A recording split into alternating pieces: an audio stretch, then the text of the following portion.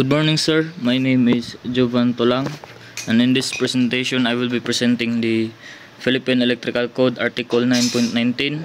It's all about explosion-proof electrical equipment. So, for the general, explosion-proof electrical equipment shall comply with the requirements in other chapters of this code, insofar as applicable, in addition to the requirement of this article. Kind of explosion-proof construction. The kind of explosion-proof construction used for electrical equipment on board watercraft shall generally be as follows: A. Flame-proof type. B. Intrinsically safe type. C. Increased safety type. And D. Pressurized protected type. For the materials, A is materials for construction. Materials for explosion-proof construction: an adequate mechanical, thermal, and chemical resistance against environmental conditions and flammable gases or vapors at the location of the electrical equipment concerned. Next is portable appliances.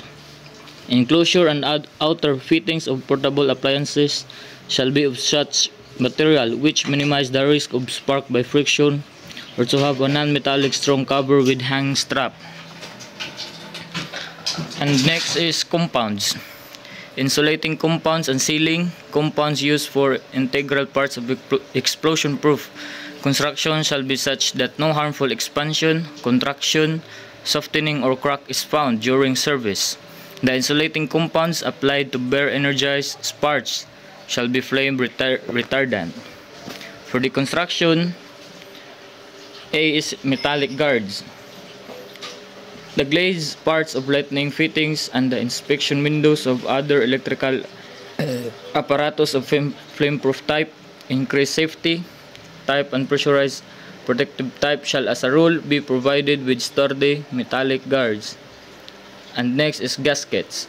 In case a gasket is used to give water tightness to the explosion-proof electrical equipment installed on weather decks and other similar spaces, the gasket shall be fitted as to not impair the explosion-proof of characteristics due to its deterioration and or breakage.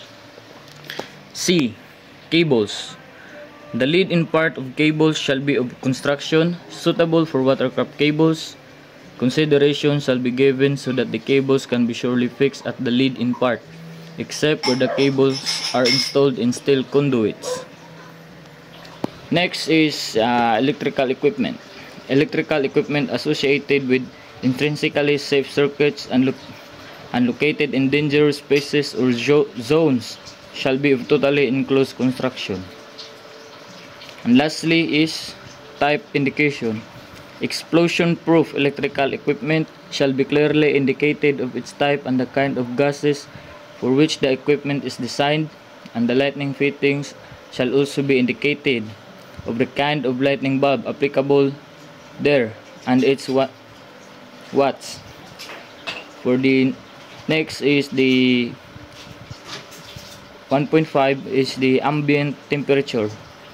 For the reference ambient temperature for explosion-proof electrical equipment shall be 50 degrees Celsius.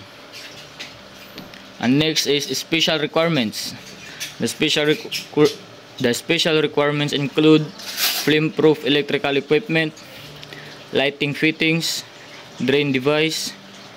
And then for the increased safety electrical equipment is the again lighting fittings, connection boxes. That's all for the increased safety electrical equipment. And for the intrinsically safe electrical equipment shall be safety barrier, feeders, metallic partition, and intrinsically safe system.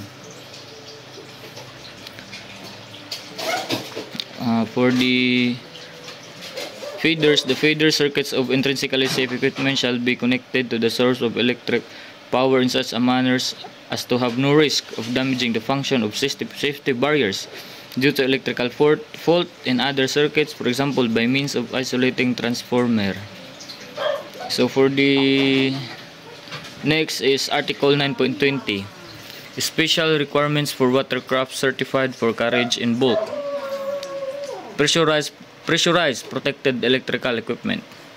Number 1 is safe zone. When air is used as the pressurized medium, the air inlet shall be located in a safe zone.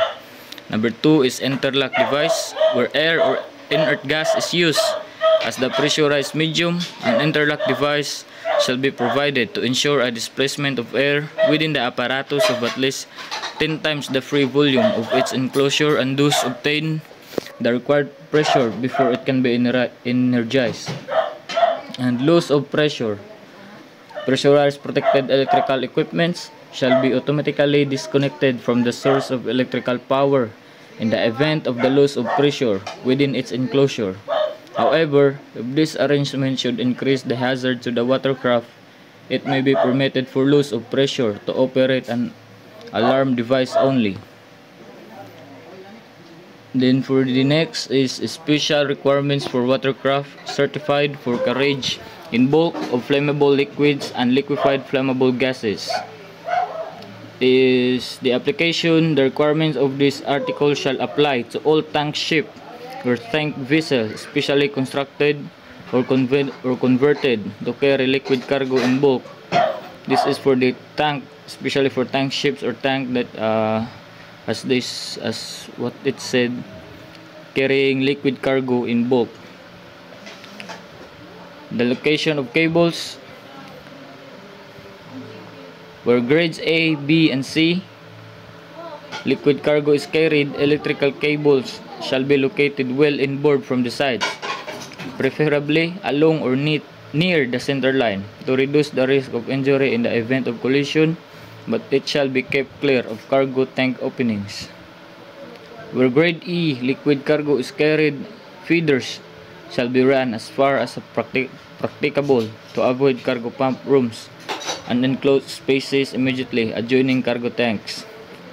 Next is equipment location, switching device, switchboards, distribution panels, switches, fuses, and other circuit interrupting or power devices shall not be installed in cargo pump rooms nor in enclosed spaces immediately above or adjacent to cargo tanks filled with all grades of liquids except grade A. Storage. Next is for storage batteries. Storage battery shall not be located in cargo pump room regardless of the grade of liquid cargo handed. We will proceed to the portable equipment. For the approved type, illumination may be obtained in any compartment by the use of approved explosion-proof, self-contained battery-fed lamps. In condition of use, no portable electrical equipment of any type shall be used in bulk cargo tanks, low fuel oil tanks, cargo pump rooms, or enclosed spaces immediately above or adjacent to bulk cargo tanks unless all the following conditions are met. So, in these conditions of use, we cannot use the portable equipment of any type unless the conditions are fulfilled. Condition 1. The compartment itself is gas-free. This means the area is free from dangerous concentration of flammable or toxic gases. So, this is the condition 1. Okay? Unless the compartment is not gas-free, the condition of use are not applicable because the gas can be dangerous. Condition 2.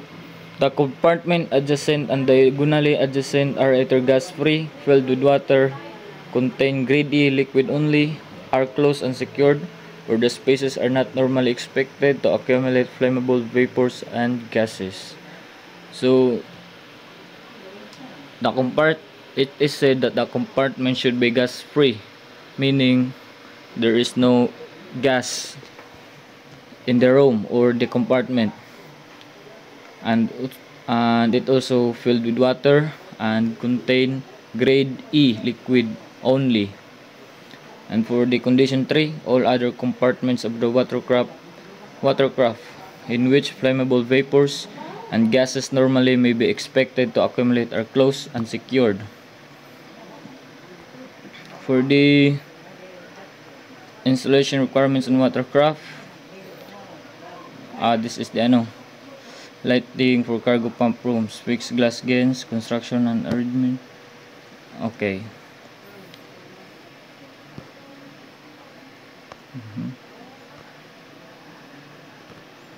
For the installation requirements on water graph, this is the requirements, and we have the number 1 is fixed glass lens, and 2 construction and arrangement. Condition 1, no means of access to the interior of the fixture from the pump is provided. The fixture is vented to the engine room or similar non-hazardous areas. Condition 3, the fixture is wired from outside the pump room. And condition 4, the maximum observable temperature on the pump room surface of the glass lens based on an ambient temperature of 40 degrees Celsius shall not exceed 80 degrees Celsius. Alternative fixture. Approved explosion-proof lighting fixture may be installed where the location of a cargo pump room does not permit the lighting area as defined in 1 and 2. This is the 1 and 2 fixed glass lens and construction and arrangement. Then, lighting of enclosed spaces. Lighting of the enclosed spaces immediately above or adjacent to cargo tank shall be as required in A above. This is the A above, lighting of cargo pump rooms. For the wiring, number 1 is cable requirement. Then through runs allowed and through runs prohibited. For the through runs allowed, through runs of electrical cable are permitted in any enclosed space immediately above or adjacent to cargo tanks. For the prohibited, electrical cables, regardless of how they may be protected, are prohibited in cargo pump rooms. For the weather decks electrical equipment, explosion proof or motors, their control equipment and other electrical equipment and installation. Okay, let's proceed with this. Explosion proof, waterproof ventilation requirements, and boxes. Okay, this article 9.21, watercrafts carrying liquefied gases in bulk. This is important. For the general, the A is application. The provision in the following section are applicable to watercraft carrying flammable products. For the requirements is number 1, electrical installation, electrical equipment, and approved types. Now, for the type of equipments, certified safe type equipment, submerged cargo pump motors and their supply cables may be fitted in gas dangerous spaces or zones in accordance with the following. For the type of equipment allowed, intrinsically safe electrical equipment and wiring shall be fitted in all gas dangerous spaces and zones. For the cargo containment system, arrangements shall be made to automatically shut down the motors of submerged cargo pumps in the event of low liquid level, low pump discharge pressure, and low motor current. The shutdown should be alarmed at the cargo control station. Cargo pump motors shall be capable of being isolated from their electrical supply during gas freeing operation. And requiring secondary barrier. Okay.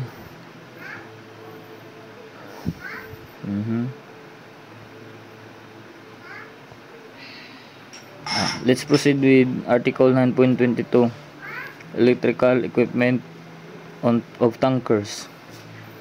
Scope: the electrical equipment for tankers carrying oil having a flash point of 60 degrees Celsius or less shall comply with the requirements in this article and article 9.19. Article 9.22 for the next 1.2. Dangerous space in tankers. The following spaces and zones shall be considered as dangerous spaces. Cargo tanks. A. Cargo tanks. B. Cofferdams, double bottoms, and ductils adjoining cargo tanks. C. Enclosed or semi-enclosed spaces immediately above cargo tanks, between decks, or having bulkheads above and in line with cargo tank bulkheads. D. Other spaces adjoining cargo tanks than those specified in B and C above. E. Cargo pump rooms.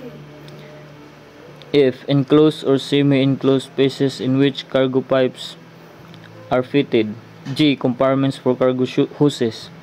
H. Zones on open deck of semi-enclosed spaces on open deck within at least 3 meters of any cargo tank outlet or gas or vapor outlet.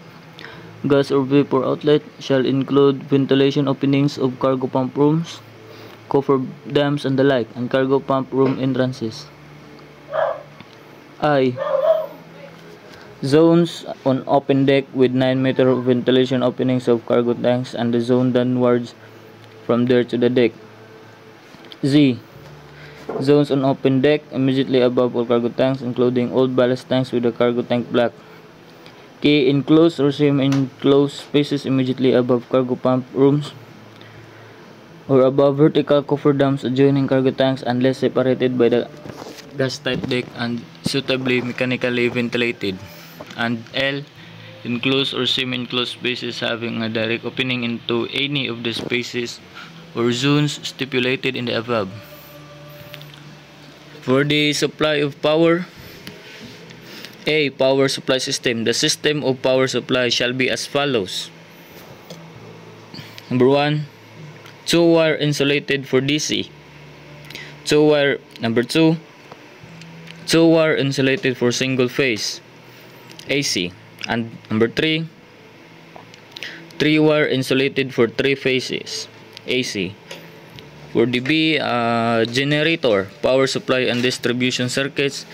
Generator circuits, power supply and distribution circuits shall not be grounded nor depend on Hall return system except the following. Okay, let's proceed with that. This wiring in dangerous spaces. For the general dangerous spaces, cable shall not generally be installed in the dangerous spaces. Okay, it was specified in 9.22 1. Now here it was specified here. Then unavoidable installation was specified and explained.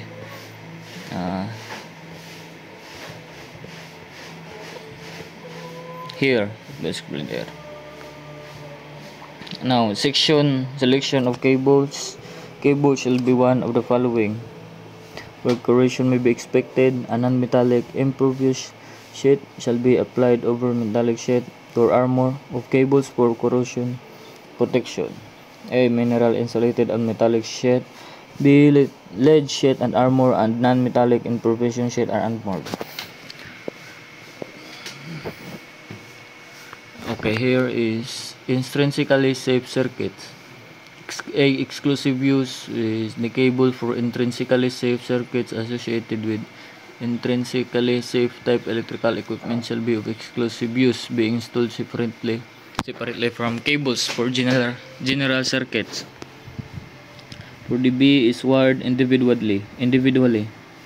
Intrinsically safe circuits associated with different kinds of intrinsically safe type electrical equipment shall generally be wired individually using different cable. Where it is necessary to use a multi-core cable in common, a cable which has shields by each core or each pair of cores shall be used, having such shields grounded effectively. Okay, it was explained.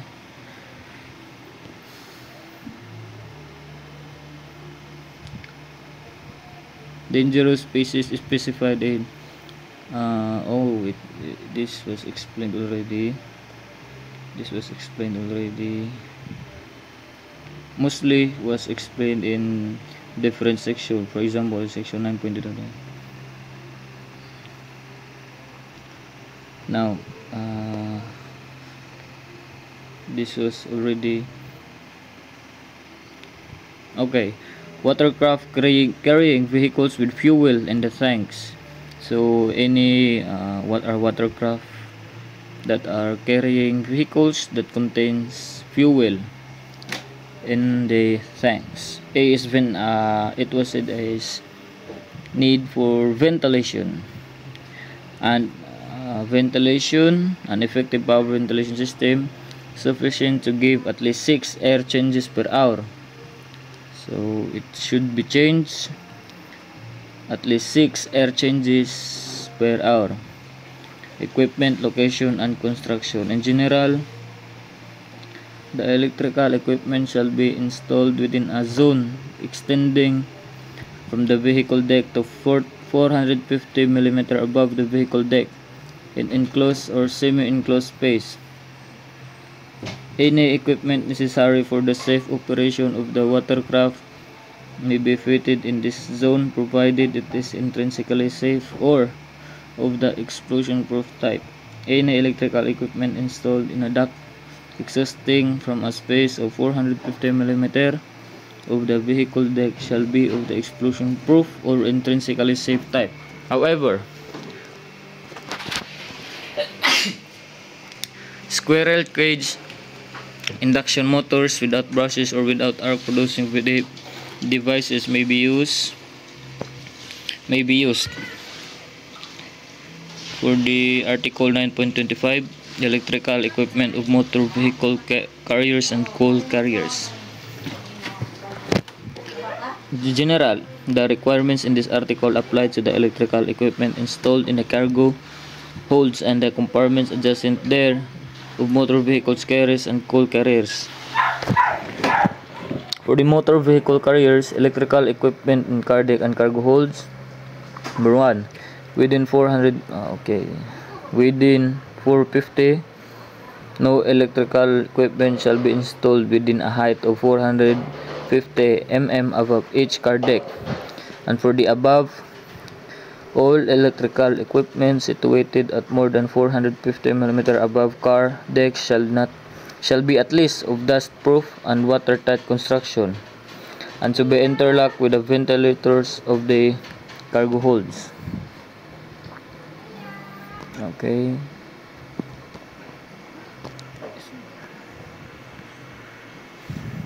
Let's proceed with electric and electro-hydraulic steering gears. Scope: the requirements of this article shall apply to all types of watercraft having electric and electro-hydraulic steering gears. Passenger ships and cargo ships. Okay. So it's not. Let's proceed for the summarization of the topic. So for the detailed summary report of the explosion-proof electrical equipment and marine electrical safety, this is a comprehensive presentation. Overview: the presentation explains the safety standards for explosion-proof electrical equipments and electrical installation on watercraft. So in the presentation, I explained the standards for explosion-proof electrical equipment and electrical installation watercraft. It covers rule for tankers, liquefied gas carriers, vehicles carriers, coal carriers, and steering gear system. In the Article 9.19, explosion-proof electrical equipment, it was said that it must be comply with general electrical standard plus added explosion-proof requirements. So, and use in dangerous marine areas with flammable gases and reference ambient temperature 50 degrees Celsius. For the types of explosion-proof construction, we have flame-proof type, withstand internal explosion without transmitting flame. For the intrinsically safe type, limits electrical energy to prevent ignition. Increased safety type, designed to prevent arcs, sparks, and high temperatures. And pressurized type, maintains internal pressure to keep gases out. For the materials and construction, materials must resist heat, chemicals, and mechanical stress. Portable appliances must minimize sparks. Cable lead-ins must secure cables tightly. Lighting fittings must have metal guards. Gasket must not reduce explosion-proof protection. Special requirements: flame-proof and increased safety. Flame-proof lighting cannot compromise bulkhead integrity. Drain devices must not weaken flame-proof protection. Increased safety enclosure must be non-hydroscopic and flame retardant. And connection boxes must contain flame retardant sealing compounds.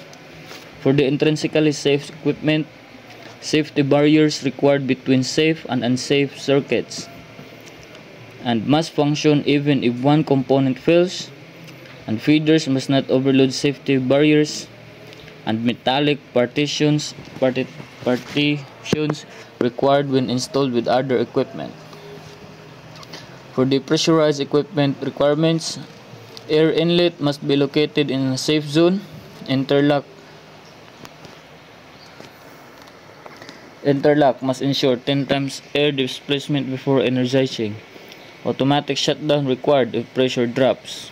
For the watercrafts carrying flammable liquid in the IPEC Article 9.20, cable must be routed near centerline and away from cargo tank openings. No switching devices allowed in cargo pump rooms. Portable lights must be explosion proof and used only when gas free. For the pump room lighting requirements, must use fixed glass lenses or explosion proof fixtures. Temperature on glass surface must not exceed 80 degrees Celsius, and through runs of cables allowed only in safe adjacent rooms. For the weather deck electrical installation, explosion proof equipment required within 3 meters of tanks openings must be waterproof and protected from weather. Motors must have ventilation ducts with automatic shut-off. And for the liquefied gas carriers in Article 9.21, electrical system must minimize fire and explosion risk. Only certified safe equipment allowed in gas dangerous zones. Submerged cargo pump motors must shut down on low liquid levels or pressure. Electrical equipment allowed in gas dangerous zone, intrinsically safe equipment, flame-proof lighting, pressurized enclosures, certified safe switches and protective devices, and gas-tight housing for depth sounders and cathodic protection. For the in the Article 9.22, tanker electrical safety defines all dangerous spaces including cargo tanks, pump rooms, decks, and open deck zones. Power system must not use hull return, ground fault alarms required, and gas-tight cable penetration required. In cables in dangerous spaces, only mineral insulated, lead sheet, or armored cables allowed. Must be corrosion protected, installed close to center line and away from steel structures, protected from mechanical damage and expansion. In electrical equipment in dangerous spaces, generally prohibited unless unavoidable. If needed, must be explosion proof or intrinsically safe. Lighting must be on at least 2 circuits in manned spaces. Vehicle carriers in PEC Article 9.24 and Article 9.25. Vehicle decks must have 6 air changes per hour. Equipment within 450 mm above deck must be explosion proof. Cargo hold must avoid installing electrical equipment unless necessary. All circuit must have isolating switches outside the holds. And for the coal carriers in Article 9.25, almost no electrical equipment allowed in holds. If necessary, it must be explosion proof. Cables must be inside gas-tight steel pipes and no switches or outlets unless intrinsically safe. In steering gear system in Article 9.26, ships require main and auxiliary steering gear. Rudder position must be indicated on the bridge, and 2 communication system needed between bridge and engine room. For the ships above 5000 GT, steering gears must have 2 independent power circuits. Circuits must be separated and protected from short circuits. And lastly, tankers above 10,000 GT must have 2 separate steering control circuits. Backup circuit must activate immediately if main fails, and alarm must activate if power fails. And lastly, must have emergency power supply for steering gear for 30 minutes. And that's all for my report. Again, my report is all about the Philippine Electrical Code Article 9.19. So Article 9.25. My name again is Jovan Otulang, and Bachelor of Science in Industrial Technology, major in Electrical Technology. Thank you.